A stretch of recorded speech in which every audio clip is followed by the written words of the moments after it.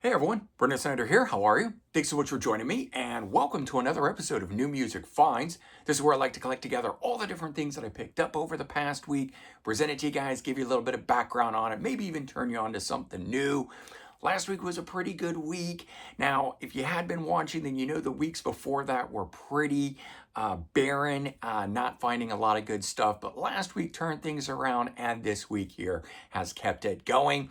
I've got 13 CDs, 1 LP, a tour book, even this shirt. So I found some really cool things that I'll run through with you guys, and we'll get into it here in just a bit. But before we start, if you're new to my channel and haven't already hit the subscribe button, please do. Also leave a comment, hit like, all those things do help support this channel. I'd greatly appreciate it. And of course, as an added bonus, by turning on notifications, you'll never miss an episode and stay up to date on really cool things like this with New Music Finds. So we're going to dive into new releases, and this first new release was one that I was really waiting on, had very high hopes for it, and I'm talking about the brand new Bryan Adams album, Roll with the Punches. This version here is actually a 2 CD edition of it. You get the 10-track album, but then you get 7 bonus tracks done acoustically, and those songs are the ones from the album. There's an 8th song that's not even listed on here, so you're really getting 8 acoustic tracks, and that 8th one is a B-side from 1998 tacked on at the end, so that's kind of cool. But overall, I gotta say, this album just clicked with me. I find it to be really good. Ever since his 2022 album, So Happy It Hurts, came out, where he really returned to just straight up rock and roll, the kind of Bryan Adams that he was in the 80s and early 90s. I really enjoyed this, and I'm glad to say he's continuing it for this album. Now, someone made the comment when I did the review of it, and I will leave a link to the full review if you want to know more about the album, but said it's no Reckless. And the thing is, nothing will ever be Reckless, right? That is a classic album. I want to say it was 1984, 85, somewhere in there, right? It's a moment captured in time. Nothing any of these classic artists do will ever top those kind of albums, but it doesn't mean that the stuff they're putting out isn't still really good music. And in this particular case, I do think this is a really fantastic album. It's got all the hallmarks of the things that I want and love from Bryan Adams. And, you know, if you're a holdout and somebody who only wants to hear a particular style from, say, the album Reckless, well, maybe it's not going to work for you. But I think if you're a fan of Reckless, Cuts Like a Knife, Waking Up the Neighbors, you're going to love this album, because to me, it's very much of that style. So anyway, I like this album, and I would highly recommend it. Like I said, I have done a full review where I go into much more detail on it, and I'll leave a link in the description for you guys. Now, 2 other albums that I've got on order, or back order, I guess you'd call it, are the new FM album Brotherhood and the new Glenn Hughes solo album Chosen, both of which have not even shipped. So I don't unfortunately have those to talk to you about. We're going to have to wait and see. They're on Frontiers Records. I think that it's part of the whole shipping fiasco and, you know, different things that are going on between what the U.S. is doing in terms of its, set up with taxes, duties, tariffs, etc. Like, all of that sort of stuff is beginning to have a huge effect on the import of anything into the U.S. And so Frontiers Records being an Italian label, that's my theory as to why all of a sudden we can't get a hold of 2 releases like those, when in the past I could get Frontiers Records releases on the day they came out. So don't know if that's it. That's just a speculation on my part. But if you're waiting on yours and you're wondering why, it might have something to do with that. Another new release, though, is the new David Byrne, Who is the Sky? I think it has been 7 years or so since he put out his last album, American Utopia. So, Talking Heads frontman coming back and doing a brand new album. And this was one when I heard the first single off of here, didn't really do a whole lot for me at least at the time. Left a lot to be desired. It didn't click with me at all. I was very bored with it. And the album cover, I don't think is a particularly good album cover, so I was turned off right away and I didn't bother revisiting it. But I am a fan of David Byrne. I'm a fan of Talking Heads, and I'm a firm believer in buying the album and giving it a real listen because I know that usually it will grow on me if nothing else. I have to say, from the moment I put it on, though, it was a great album. So maybe my mind or my head just wasn't in it on the day that I heard the first single. And I didn't go back and revisit it after that. Whereas when I finally got the album, popped it on, and listened to it, it's pure David Byrne. It's what I expected. It's as good as American Utopia. If you liked that album, you're gonna like this album. It's not Talking Heads. None of his solo stuff has ever really been Talking Heads, but all the sort of flavor and quirkiness and stuff that we like about the Talking Heads does run through into his solo material. So I have to say, I'm pleasantly surprised by this album and the fact that giving it a new listen under a different light worked for me. And I am happy that I got it. So if I had just gone off of that sense of the first single and then I didn't like it and never went back to it, I would be missing out right now. But I went ahead and ordered it, had it, and when it arrived, it gelled. And I would always say the same thing to you guys out there who stream 30 seconds of a song and then say, it's no Reckless, right? Because sometimes, yeah, your mind's just not in it. Your opinion of what it should be is too high. You got to come down from that. You got to wipe away those preconceived notions and just give it a clean listen. I'm glad that I did that with the David Byrne. And if you're a fan of David Byrne or Talking Heads, hopefully it'll work for you too. All right. The record label Metallic Blue Records sent me two releases that aren't due out yet until September 19th. Surgical Steel. I was not familiar with this group, although I've heard of them. The big sort of claim to fame, for me at least, of who I knew out of this group was Jeff Martin. Jeff Martin having sung for Racer X. And then Jeff Martin would go on and drum for Badlands on their second album. And so he's been around and he's done a lot of different things. But I knew him from that. And before he was part of Racer X, he was in a group called Surgical Steel. And I don't believe Surgical Steel released anything official while they were together. They recorded a bunch of demos and things, but never officially putting out an album, a full-length album. So these are both compiled things after the fact that are coming out, but I think they do the artwork very well. They are official releases. I'm not sure who from Surgical Steel, if it's Jeff Martin, is coordinating all of this, but they have nice write-ups on the inside. And on this particular release, at least, the second track, Smooth and Fast, has a co-vocal by Rob Halford of Judas Priest. And the stories inside the booklets talk about how very quickly early on, Rob Halford became fans of the band, having shown up at a bunch of their shows and then hanging out with the guys, making friends, getting on stage regularly to jam with them and do cover songs or do Judas Priest songs. So luckily, the band always had Rob Halford and Judas Priest in their corner. Unfortunately, it just never led to a formal signing. A couple different times they got close, but it fell through. And then ultimately, Jeff Martin would leave and join Racer X. And I don't know if that was the end of it at that point, but it was, a declining thing, at least at the time.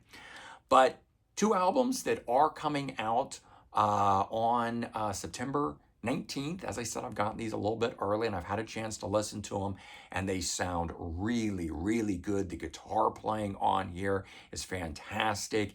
If you like Judas Priest of the 80s, I think you're going to really like this material. So would highly recommend checking some of it out, seeing if it's right for you, and then if so, head over to Metallic Blue Records to check it out.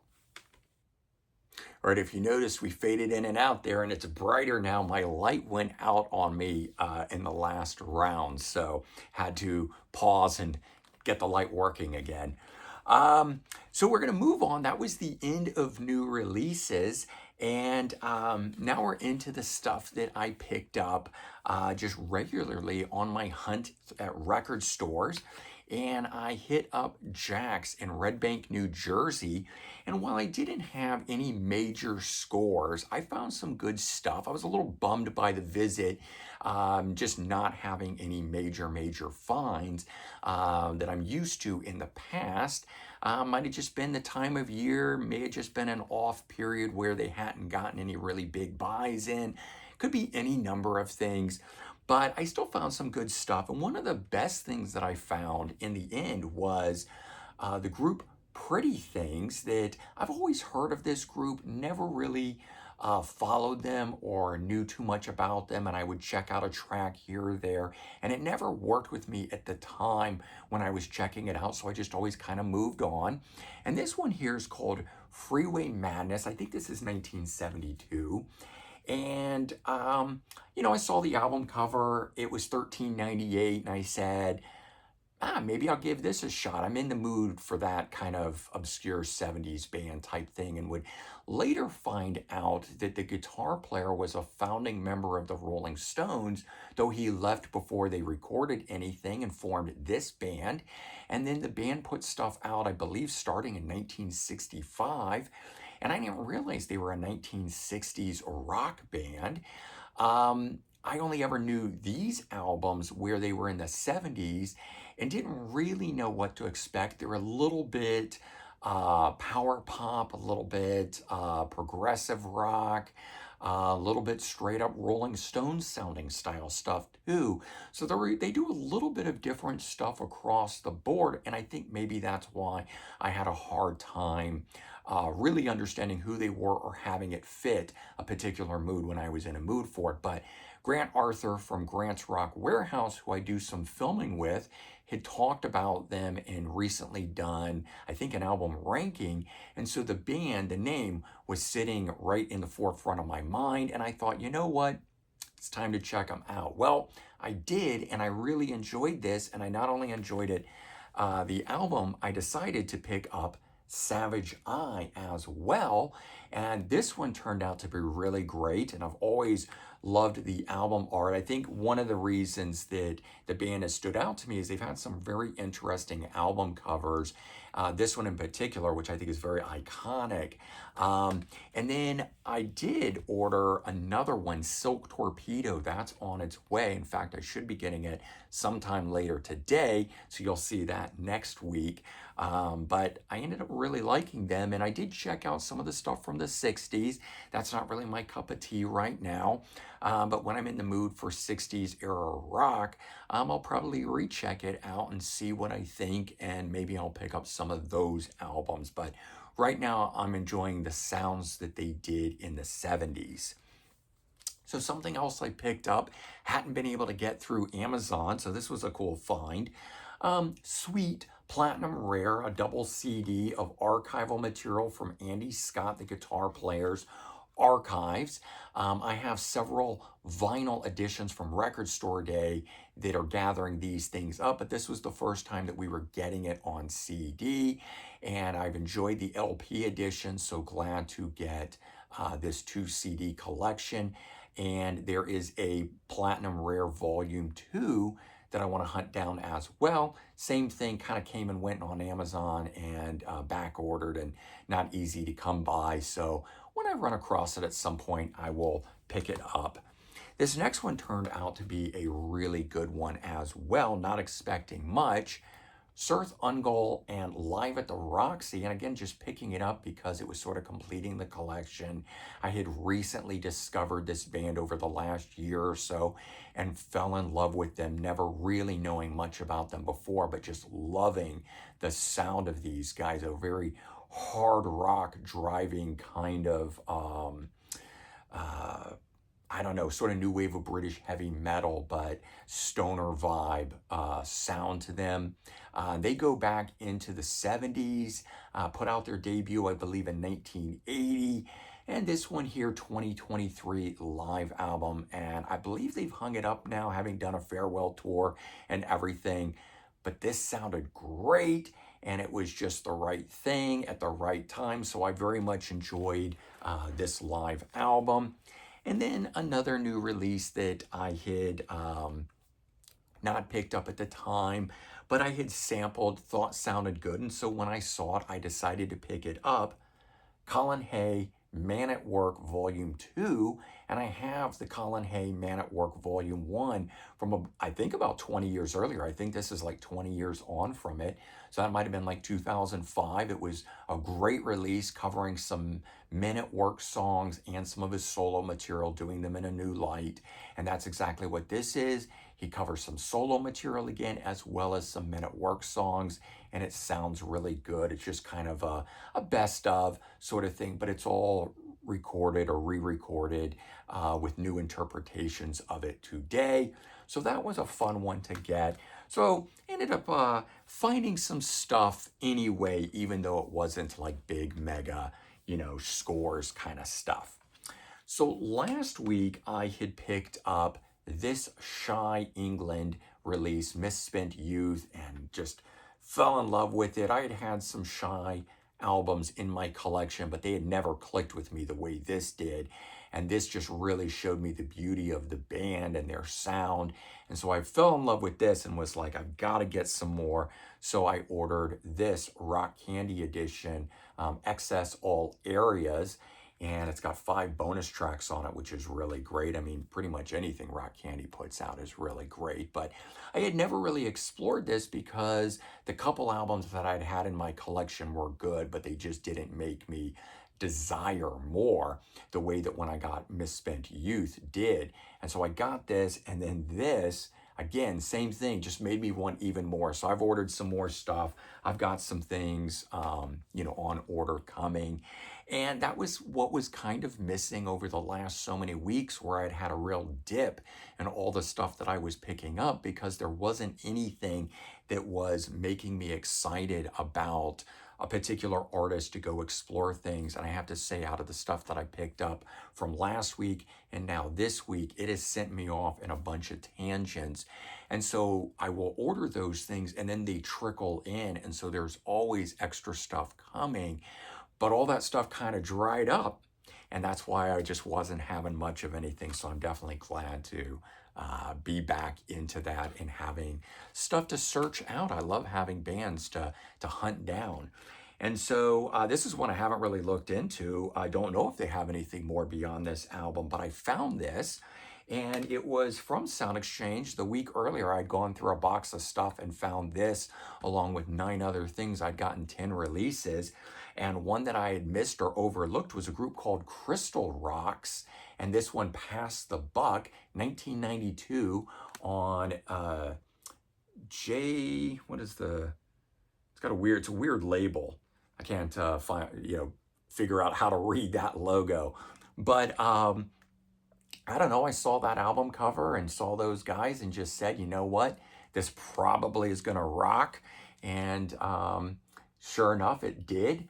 I checked it out and really liked it. JRS, I see it on the inside now, JRS Records, which is probably why it's run under the radar. And maybe most of you out there don't know of it either. I didn't know anything, never heard of this band back in the day. But anything that is creme de la creme of glam metal style stuff, late 80s, early 90s rock like this, if I see it, it sounds good, I'm picking it up. I'm on a mission to buy every release under the sun that I can get my hands on of quality material, of course.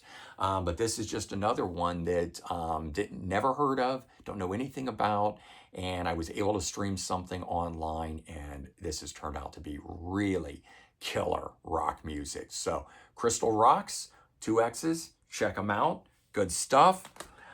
This was another one that I missed in the first go round, a Craig Goldie album. Better Late Than Never, 1995 on Shrapnel Records, and it sounds like Dio era Craig Goldie. His very classic, distinctive style playing. He's doing that here. It definitely has the 90s flavor and vibe, I guess, if you will, in it. But the guitar playing still has that sort of staccato, rhythmic playing that he would do with Dio. And so that's in here. And as soon as you hear that, you're like, oh, that's Craig Goldie, surely. But then things are down-tuned a bit and a bit darker and so forth. But I gotta say, it was surprising. I was really enjoying what I heard on this when I streamed it, and then getting home, I liked it even more. So this was a good find. I had a later album, an album I think that came out after it, that really didn't sound anything like Craig Goldie. I actually have two other Craig Goldie solo albums that are, in my opinion, don't really sound like him. So I think that's probably why I never bothered to even track this one down. And I'm glad that I found it and it was there, and it made me look it up because it turned out to be really great. One of the ones that I found at Red Bank was the Adrian Gervitz Acoustic Heart album. Adrian Gervitz being the guitar player with Gun and Three Man Army, Baker Gervitz Army, and a number of other projects, as well as solo recordings.